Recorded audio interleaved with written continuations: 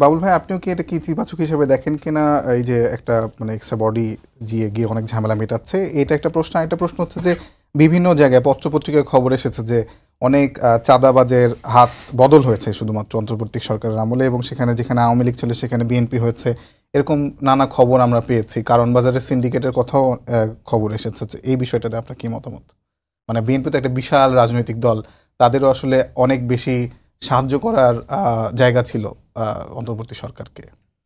না, হ্যাঁ, আপনি যেটা বলেছেন সব ক্ষেত্রে সেটা ঠিক না। শোনেন, চাঁদাবাজি তো শাশ্বতকাল থেকেই এই ধরনের কালচার আমাদের দেশে আসে, এটা তো অসত্য না। কম আর বেশি সবসময় এটা ছিল।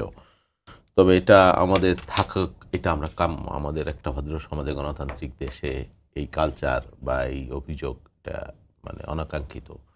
তো আপনি খেয়াল করবেন যে শুধুমাত্র রাজনৈতিক দল, হ্যাঁ, এই অভিযোগ আপনি যেটা বলেছেন শুধু বিএনপির ক্ষেত্রে না, এটা সব রাজনৈতিক দলের ক্ষেত্রেই আছে কম আর বেশি। ইভেন বৈষম্যবিরোধী ছাত্রদের নামেও এই অভিযোগ আছে। আপনি যদি গুগলে এখন সার্চ দেন অসংখ্য নিউজ পাবেন, হ্যাঁ, যে সমন্বয়ক পরিচয় চাঁদাবাজি, বিএনপি পরিচয় চাঁদাবাজি, বা জামাত পরিচয় চাঁদাবাজি, থানায় হামলা করে কে আসামি ছিনিয়ে নেওয়া, এই ধরনের ঘটনা হ্যাঁ পাবেন আপনি। তবে এগুলো কোনোটাই কাম্য না, কোনোটাই কাম্য না।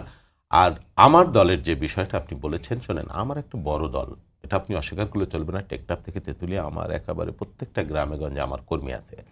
এখন কোন কর্মী কোথায় কি করছে করে, এটা করে না সেটা না, আবার ক্ষেত্র বিশেষে এটাকে ফুলিয়ে ফাঁপিয়েও বলা হয়। একটা রিজিম ছিল 15 বছর, 16 বছর, সেই রিজিমে এরকম হয়েছে যে আমার ঘর বাড়ি ক্ষমতার জোরে আপনি দখল করেছেন, বা আমার পুকুরটা দখল করে, আমার দোকানটা দখল করেছেন। রিজিম পরিবর্তনের পরে তারা পালিয়ে যাবার পরে আমি যখন আমার দোকানটা বুঝে নিতে যাব, এটাকেও আপনি যদি দখলবাজি হিসেবে দেখেন, এরকম ঘটনাও আছে বাংলাদেশে। এরকম ব্যাংক দখলের মানে ব্যাংক পুনরুদ্ধারের ঘটনাও কিন্তু বাংলাদেশে আছে, সেটা আপনারা বেশি করে বলেন না। আমি বলছি, আমি একটা ঘটনা বলি, যেমন এমন ঘটনাটা ঘটেছে যে যেমন মুন্সিগঞ্জে সম্ভবত, বা মাওয়া রোডের ওইদিকে মুন্সিগঞ্জে, যে থানার মধ্যে থেকে স্বেচ্ছাসেবক লীগ কর্মীকে উদ্ধার করে নিয়ে আসা ওসির রুম থেকে।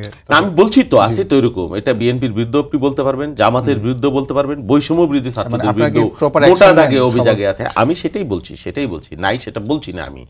তবে একসময় যে রাষ্ট্রের পক্ষ থেকে, দলের পক্ষ থেকে তাদেরকে প্রমোট করা হয়তো, প্রোটেকশন দেওয়া হয়তো, আমরা সেটা দেই না। কথাবার্তা পরিষ্কার। হ্যাঁ, প্রথম দিন আমার দলের ভারপ্রাপ্ত চেয়ারম্যানের বক্তব্য, আপনি যদি শুনেন ম্যাডামের দেশনেত্রীর বক্তব্য, যে আইন আপনার হাতে তুলে নেবেন না, কোনো অন্যায় অনিয়মের সাথে জড়িত হবেন না।